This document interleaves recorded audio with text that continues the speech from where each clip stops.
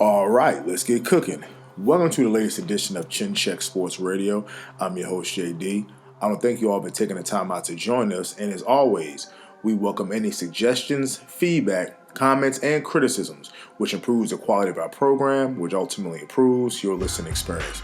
Now, on this particular broadcast, we're going to do our review of what was supposed to be competitive heavyweight championship fight this past weekend in Las Vegas between the lineal heavyweight champion of the world, Tyson Fury, and WBC champion Deontay the Bronze Bomber Wilder.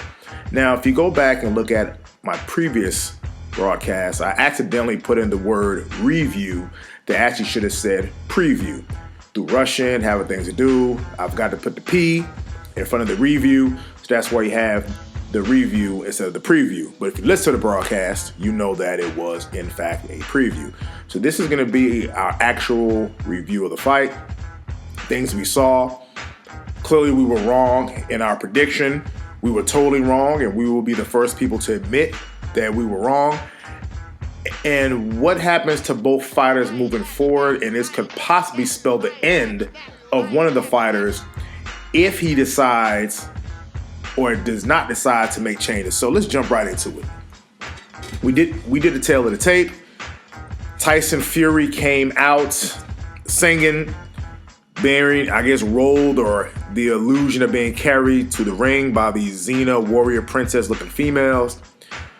Deontay Wilder comes out in a black outfit on with the lights, the eyes on the mask was a red beam or red light, so definitely a lot of energy put into the walk to the ring, which any of you who's ever been in any type of combat sports, grappling or anything, boxing, you know that walk to the ring or walk to the cage or walk to the grappling mat, you definitely know that it's quite, it definitely does something to you. So they come out in the opening bell. You can maybe give the first round to Deontay Wilder, and that's more so just based on being the aggressor. And again, that's maybe. He's coming out throwing punches. And folks, it really all fell apart. The second round, I gave that to Tyson Fury. It looked like he was starting to get his legs underneath him. It looked as if he was starting to find his range, and he clearly was the aggressor in this fight, where he walked up to Deontay Wilder, took the fight to Deontay Wilder in a way, kind of, I'm not going to say trying to bully the bully, because they're both bullies, but at the same time, definitely something that Deontay Wilder and his team was not prepared for, and I'm going to get on them in a little bit. So Fury comes out as they're filling each other up in the first round, which is usually what first rounds are. Deontay Wilder was trying to get some right hands in, and when it's tell from a tactical standpoint why, and really from a distance standpoint, why those right hands were not working. So in the third round, scores a huge knockdown. Now, did Tyson Fury over Deontay Wilder? If you look at it, I thought the punch landed in the back of the head. So the punch lands in the back of the head. Deontay Wilder goes down, holds on. Really, at that point, that was really the end of the fight. It was all Tyson Fury. I mean, Tyson Fury, whatever he threw, landed. At some points in the fight, you saw him landing jabs that would give you the impression like they were hooks. And he was jabbing Deontay Wilder, and you literally saw his head snap back. I mean, his eyes was looking at the top of the lights in the MGM Grand. So definitely a game Deontay Wilder, who was really in survival mode. As the fight wore on, as we got into the later rounds, Deontay Wilder, if you notice, there was blood coming from his ear and swelling on his face, blood pouring out of his mouth. And I knew, before the great Andre Ward and Lennox Lewis, before they confirmed what I thought, I was noticing that he did not look steady on his feet, And even though there were 2 official knockdowns, but there was other times that Deontay Wilder fell to the canvas, whether it's being tripped or being off balance. And even when he stood up, he clearly did not have his legs underneath him. There was a balance problem. Walking back to the corner, there was a balance problem. Again, he looked very amateurish. So if you look, and folks, let me get you all to understand what I'm about to say here. If you've been listening to Chin Check Radio, we love the sport of boxing. If you listen to our introduction show, we tell you how much we truly love the sport of boxing. The reason why everybody now is voicing their opinion about this fight, and everybody has a right to their opinion, but because of the magnitude of this particular fight, the heavyweight championship of the world, the U.S. heavyweight, again, the heavyweight title is the first time it has spent some time in America since the 1990s. You have a European fighter, an American fighter, a white European fighter, a black African-American fighter. So it's definitely a lot of little things that made this fight so big. Plus, with the personalities of these two, these guys are big talkers. They're large men physically. One guy's a knockout artist that definitely gets people, excited. The other guy's a brash talker. There's a kind of a mystique about him, being the lineal heavyweight champ of the world. And what I mean, lineal heavyweight champ of the world, for people who don't understand that term, and I know it's thrown out there a lot on ESPN, but the term, the lineal heavyweight champion of the world, if you trace back the term lineage, if you trace back to the first guy who ever held the heavyweight championship of the world, then that guy beat him, then that guy beat him, then that guy beat him. So simply put, to be in the lineal category, that means you have beaten the man who's beat the man who's beat the man who's beat the man. So if you go to the first guy who ever held the world title, the guy who beat him, then subsequently the guy who beat him, then subsequently the guy who beat him. So that's when you have the term the lineal heavyweight champion. The reason why that applies to Tyson Fury is because of the panoply of title belts. The IBF title belt, the WBC title belt, the WBA title belt, and the WBO title belt. So you have all, and those are your main championships, and you have your other regional championships. So that's why Tyson Fury is the guy who beat the guy. And we talked about in the previous broadcast, he defeated Vladimir Klitschko, who was the man. He was the lineal heavyweight champion of the world. Vladimir Klitschko was the best heavyweight post Lennox Lewis, had a long, dominant run at the top before he was beaten by one Tyson Fury. So Tyson Fury became, if you follow the lineage, he became the man who beat the man who beat the man. Now, even though Lennox Lewis and Vladimir Klitschko never actually stepped into the ring, after the retirement of Lennox Lewis, Vladimir Klitschko was the best heavyweight. He unified all the titles. I believe he did. But he was seen as a consensus best heavyweight in the world for a period of really 10 years. So the best heavyweight of the world, for the most part, beating everybody who they put in front of him, dominated him. And so he was recognized as the man.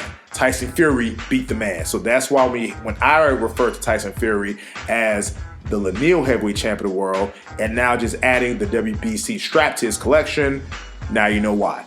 So going back to my original point, I love the sport of boxing. I have literally a bookcase full of VHS tapes that has at least 3-4 fights on each videotape. I tape fights on my DVR. I have boxes full of DVDs on fights. So, and I have seen everything from guys knocked out, guys knocked unconscious, guys stretched out of the ring, guys knocked out of the ring, guys knocked over the ring. I've seen fights. I've seen brawls. I've seen fan man flying into the ring. I've seen ear bites. I've seen broken jaws. I've seen horrid cuts and gashes. I've seen severe hematomas.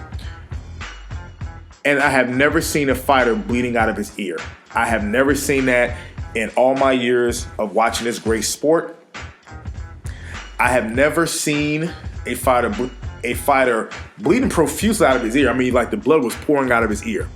So the great Andre Ward and Lennox Lewis, they got on the air and they stated that it could indicate a possible eardrum. Obviously, type of trauma or injury to the eardrum. Us basic science, we know the eardrum controls equilibrium, that controls balance. So when that's ruptured, you have no balance. And Deontay Wilder clearly fought that fight after the eardrum was ruptured, that he had no balance, and he was in survival mode that entire time. Now, continuing on, looking at the coverage of the fight. This is what I said on previous broadcasts, that from a stylistic standpoint, why Deontay Wilder, it finally caught up with him, his refusal to improve his skills, is because you're throwing an overhand right. You're throwing an overhand right at a guy who stands 2 inches taller than you and who has a longer reach than you. And you're throwing a right hand. Now you have to throw the right hand up. So even the right hand lands, it's a hard punch, but it's really a glancing blow versus throwing something straight down the middle. So you're winging right hands. The guy is a naturally defensive fighter anyway, so he's kind of moving at the last second, not really absorbing the impact of the punch. And again, the punch itself has to travel a greater distance because, again, you're out farther to hit this guy than you are against regular opponents. So those are some of the things that has caught up to Deontay Wilder, and I've talked about this in previous broadcasts. He needed to improve his skills. When you win at times, or when you win dominant, sometimes those wins tends to hide those sins. When you win sometimes, it tends to mask those faults. You can look at the NFL. You have a team who they're beating people, but their secondary might have given a big play. A team who's beating people, but you can run on them. Or a team who's winning, but their offense at times doesn't show up. And what happens at a key critical moment, those same flaws end up being exposed. And we saw that here with Wilder. We talked about this. His technique is not the greatest in the world. Wes, if you're listening, like you always mentioned, even years ago when he was knocking everybody out, he was sloppy. So my little brother Wesley, he always stated that. And again, today, the chickens came home to roost. Deontay Wilder was in the ring with a clearly bigger in terms of weight, taller fighter, a fighter with a longer reach, and a fighter who has better boxing skills. So as the fight progressed, Wilder is still in survival mode, and I think a good strategy by Tyson Fury was, if anybody noticed, he landed some real sharp uppercuts on the inside that was snapping that chin up, and I don't think Deontay Wilder and team was prepared for that because he was getting hit with the same punch. And to me, one of my pet peeves when I watch boxing and even when I have boxing training with guys, I look at it as you should not be getting hit with the same punch. That is a serious pet peeve of mine. And Deontay Wilder was getting rocked with uppercuts on the inside. So to me, he has no idea about inside fighting. His thing is fighting from a distance and trying to land the knockout punch. But again, what is plan B? So in the 5th round, there was another knockdown of a good body punch. One can make an argument that it was, there's really no make an argument. It was a punch that landed, but one can make an argument that was because Deontay Wilder's legs were still not there due to the ruptured eardrum, due to having balance issues. So again, he is floundering around the ring from really the 3rd until the end of the fight. Now, before the end of that, at the end of the 6th round, going into the 7th round, I truly thought that Wilder's trainer, John Diaz, was going to stop the fight. It looked as if he was going to stop the fight because what I heard him say was, I'm not going to send you out there. It looks like he was trying to talk Deontay into kind of sitting on his stool. Now, going in to that last round, clearly I said the fight should have been stopped. Deontay gets trapped against the corner. He's not defending himself. And I give Mark Brillen all the credit in the world for just this one thing. As a trainer, it is your job to protect your fighter. I understand fighters want to go out on their shield, and that's something that Deontay Wilder said from the mountaintops. He wanted to go out on his shield. But at the same time, Deontay Wilder is a man with a family. And he wants to be able to support his family, and we don't want to see the man get hurt or killed in the ring. Again, you're in a boxing ring, and anytime you're in that ring, you have the potential for death or great bodily injury. So we don't want the man to get hurt. We want the man to have a quality of life long after he retires from the ring. So I give Mark Breland all the credit in the world for throwing the towel. Once he saw his fighter was trapped against the ropes and was a heavy bag with feet, he did the right thing by stopping the fight or throwing a towel in. The referee, Kenny Bayless, sees it, and he stops the fight. So I definitely agree with that. Naturally, Deontay Wilder was upset. He was shocked at the stoppage. He looked at Mark Breland and said, well, why'd you stop it? So all the credit in the world to Deontay Wilder for wanting to continue, but anybody watching that fight knows that fight should not have gone on. He really shouldn't have came out for the 7th round. But, I know they say a fighter should never quit on his stool, but I've seen a lot of great fighters who the cornerman decides it's not worth, your risk. And I think of, let's go all the way back to Joe Frazier, the Thriller in the Manila. He wanted to come out, the late Eddie Futch, and we're talking about the Thriller in Manila with Muhammad Ali and Joe Frazier, their third fight, classic fight in the Philippines. And Eddie Futch, the legendary Eddie Futch, didn't want to let Joe come out. Joe wanted to come out. He said, and go back and watch the Sports Center. He said he popped Joe on the head and said, "Nah, Joe, sit down." And then Joe Frazier agreed, and he let Eddie Futch stop the fight. That's why Muhammad Ali won the Thriller in the Manila. And guess what? It really took nothing off the legend of Joe Frazier. I think of Arturo Gatti and Floyd Mayweather, the fight that really got people's attention to how good Mayweather was. Living in New Jersey at the time, Arturo Gatti, the late Arturo Gatti, was a New Jersey legend, action-packed fighter, Hall of Fame fighter, off of those great wars with Irish Mickey Ward, and was in there with Mayweather, and Mayweather beat him from pillar to post, and Buddy McGirt stopped the fight. So there's nothing wrong with stopping the fight when the fighter's in the corner, but it's the trainer's job to do what's best for the fighter. So TKO victory. Definitely it was definitely rough to watch. It was definitely a hard one to watch. Now, at the end of the 6th, going into the 7th round, now I don't know what the state athletic commission is going to do. I don't know if they're going to address the issue, but clearly you see on the tape Tyson Fury licking the blood off of the neck, shoulders, trapezius area of Deontay Wilder. Because I'm watching the fight and I'm like, what exactly is he doing? Why is his tongue out of his mouth? And when they showed it in slow motion, he was literally licking the blood off of this man's shoulders. Now, I know my guys, Tariq Nasheed, Jason Black, the Black Authority, they're definitely going to have something to say about that. You can watch it, and I'm not trying to plug Tariq stuff, but those are some things he talks about in Hidden Colors 5. So definitely that was shocking, and that should be one of the most bizarre moments ever in boxing history, licking the blood off of a fighter. And I'm going to say this, and it might not be a popular thing to say. What if Deontay Wilder was to do that to Tyson Fury? But I'm just saying. But of course, that tends to get looked over because of the sterling victory and dominant victory by one Tyson Fury. So we give all credit where credit is due.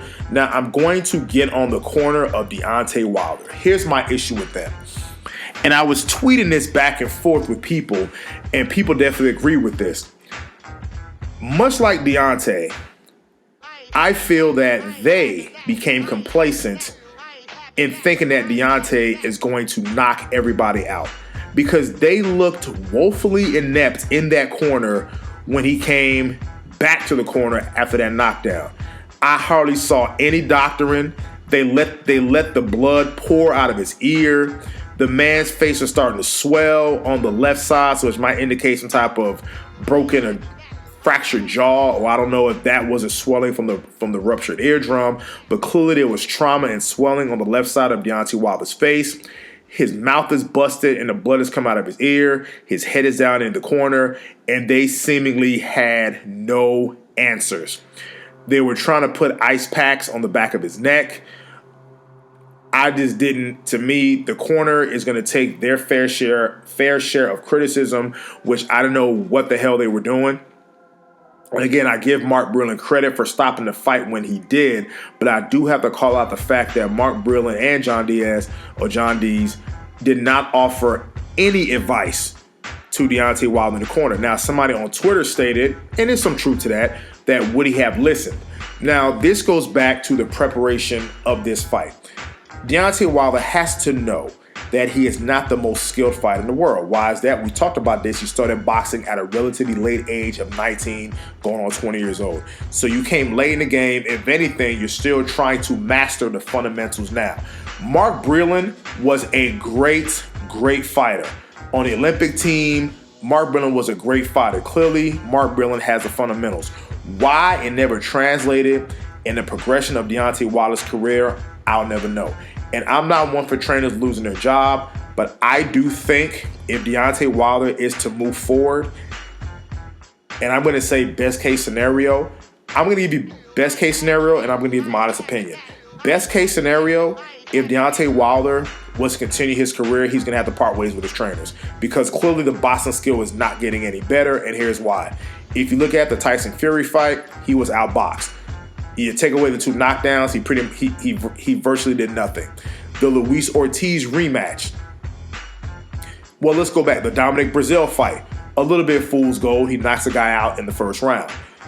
In the Luis Ortiz rematch, and I talked about this on the broadcast that I did, he was losing each and every round of that Luis Ortiz rematch until Ortiz started feeling himself and gets caught with a straight right hand down the middle, which is the few times that Deontay Wilder has thrown a straight right hand. So the two fights versus Luis Ortiz won the rounds that he won, but Deontay had the big knockdowns and obviously the two big knockouts. So again, a little bit of fool's gold. So we've gone from the Tyson Fury fight where Deontay was outboxed. We go to the Luis Ortiz 2 fight where Deontay was outboxed. And we go to this fight where there was no strategy except knockout. That is a classic, and I talked about this, that is a classic thing of a puncher where you start to rely on your power. Now again, ironically, the power is the last thing to go. A fighter's skills, his skills might erode. He doesn't move enough on defense. He doesn't move his hands on defense. His footwork isn't the same. He becomes more of a stationary target, but the power is the last thing to go. However, and I stated this before, that you're not going to knock everybody out. And if you cannot knock everybody out, what is plan B? So Deontay Wilder, best case scenario, he needs to move on from Mark Breland. They brought him as far as they could, but it's something clearly not working where they couldn't even work the corner properly, and his technique. Now, the question is his technique getting worse, or is he being exposed for the limited fighter that he is? That's a discussion for another day. You can comment on Twitter about it. My honest opinion, I think Deontay Wilder is what he is. I think at this stage of his career, at this stage of his life, he is who he is. I don't think he's going to be able to improve his boxing skills to an elite level because remember, he was a WBC champion of the world, 10 title defenses, highest knockout percentage in heavyweight championship boxing history. I think that Deontay is who he is. Yes, he might fight lower level opposition, and he might look good, or they might show some marked improvement in boxing skills. But we're talking about when you get to that elite level of fighter, when obviously a Tyson Fury, when you're at the top of your game, I think he's going to revert back to what he knows under stress, and that's trying to knock somebody out. Boxing skills be damned. So I think Deontay Wilder is who he is. I think he's a finished product. So best case scenario, he fires trainers, he moves on from his trainers, and tries to work on his skills. My honest opinion, I don't think he can do it because he is who he is. What makes Deontay Wilder are the knockouts. So I just don't think we're going to see a big change in his boxing skills. So that's just my opinion on the matter. Ironically, here's the ironic part. Styles make fights, okay? Styles make fights. Now, the big fight now that people want to see, and this kind of goes back into what Timothy Bradley said last night, this was the last hope for Americans holding the heavyweight championship in the boxing scene, because you have Tyson Fury, again, who has reclaimed his status as, well, I don't want to say reclaimed, but reaffirmed his status as the best heavyweight in the world, while also adding a WBC belt. Then you have Anthony Joshua from Great Britain. So now the heavyweight championship, again, is now in Europe and not in the United States. And for the foreseeable future, it might be that way. Now, what's ironic, I think Anthony Joshua might actually match up better against Tyson Fury than Deontay Wilder does. That's what I find funny. I think Anthony Joshua matches up better with Tyson Fury than does Deontay Wilder. Now, wait for this next thing I'm about to say. I think I will pick Deontay Wilder to beat Anthony Joshua. So that's that round robin that we have. Clearly, Tyson Fury has beaten Deontay, well, knocked him out once and fought him to a tough draw that most people think he won. So you can make an argument that Fury just has Deontay Wilder's number. We have the empirical evidence. I think I would pick Anthony Joshua over Tyson Fury if and when they meet. But let's say if Deontay Wilder and Anthony Joshua wins, I would actually pick Deontay Wilder. So those are just some things, and I can go into the reasons why. If those fights are made, we'll definitely break down those reasons why. So definitely enjoyed the action. No, this is what we live for, us fight fans. Again, other people are jumping on this because this is the biggest fight that has been made. We're going to keep our eye on other fights. And yes, even though we might not broadcast about a particular fight, but we sure are watching. We love watching the young up-and-coming fighters. Again, we're still producing our all-time fighter list. I know we followed a little bit behind on that, doing our favorite NFL teams list. So all that stuff is coming. Definitely, I know some new people are listening to the channel. So again, I want to thank you for listening. Now, lastly, okay, Jamel Hill. Folks, this is why I created Chin Check Radio. And I mentioned this. It was starting to get to me when I look at the mainstream media, or people who have been on mainstream media and use those platforms to bash professional athletes, to make ridiculous comments about professional athletes, considering it's something that they have never done. If you have heard or listened to anything that we have said at Chin Check Radio, you know we are totally pro-athlete. And for Jamel Hill to, on her Twitter account, to send out a gif of Deontay Wilder stumbling and falling, you ugly heifer. Don't do that. And that's not cool, because did you do that when Floyd Mayweather was beating Conor McGregor? Did you do that when other fighters were being knocked out by Mike Tyson? Did you do all that? So here you go. You do this to a heavyweight champion of the world, something that you would never truly understand the work and the passion that goes into getting to that elite level. And that's not right to be trying to Jones that man. You know, that man did the best he could. He got up each time he fell. He didn't quit.